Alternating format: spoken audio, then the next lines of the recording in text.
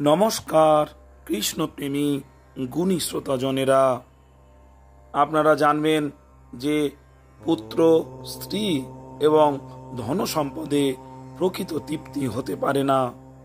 যদি হতো তাহলে অদ্যাবধি কোনো না কোনো জন্মে তা হয়েই যেত। প্রকৃত তৃপ্তির একমাত্র বিষয় হল পরমাত্মা, যাকে পেলে জীব চিরকালের জন্য সন্তুষ্টি লাভ করে। দক্ষ মনুষ্যত্ব বিকাশের মাধ্যম। ভালো মানুষের জীবন দুঃখেই বিকশিত হয়। সোনাকে গরম করলেই তার রং জ্বলজ্বল করে। সব সময় হাসি মুখে থাকো, মুখকে কখনো মলিন করো না। এটি দৃঢ় নিশ্চয় করে নাও যে শোক তোমার জন্য জগতে জন্মগ্রহণ করেনি। আনন্দ স্বরূপে শুধুমাত্র প্রসন্নতা ভিন্ন, অন্যান্য চিন্তা ভাবনার স্থান কোথায়?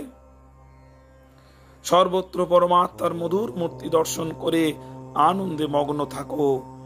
যে সর্বত্র মূর্তি দর্শন করে সে তো স্বয়ংই আনন্দ স্বরূপ। শান্তি তো তোমার অন্তরে।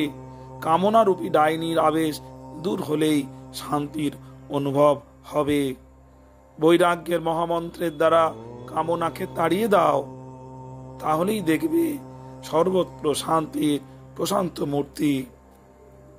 যেখানে সম্পত্তি সেখানে সুখ, তবে সম্পত্তি ভেদে সুখেরও ভেদ হয়। দৈবী সম্পত্তিশালীদের পরমাত্মার সুখ, অসুরীদের আসুরি সুখ এবং নরকের পোকাদের নরক সুখ। কোনো অবস্থাতেই মনকে ব্যথিত হতে দিও না। মনে রেখো যে এখানে ভগবানের বিচারে কোনো ভুল হয় না এবং তার কোনো বিধান দয়া বিরহিত হয় না। পরমাত্মার প্রতি বিশ্বাস স্থাপন করে নিজের জীবন সূত্রকে তার চরণে চিরকালের জন্য বেঁধে দাও, তাহলে নির্ভয়তা তোমার চরণের দাসী হয়ে যাবে। যা অতীত হয়ে গিয়েছে তার চিন্তা করো না, যা এখন করতে হবে তার কথা ভাবো এবং এইটি ভেবে নাও যে বাকি জীবন যেন কেবল পরমাত্মার কাজেই আসে। কৃষ্ণপ্রেমী গুণী শ্রোতাজনেরা, কৃষ্ণ প্রেম ভিন্ন, জীবনে অন্য কিছুর প্রাধান্য দেওয়া উচিত নয়।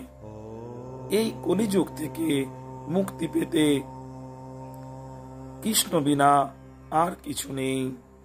ভালো থাকবেন শ্রোতাজন। নমস্কার।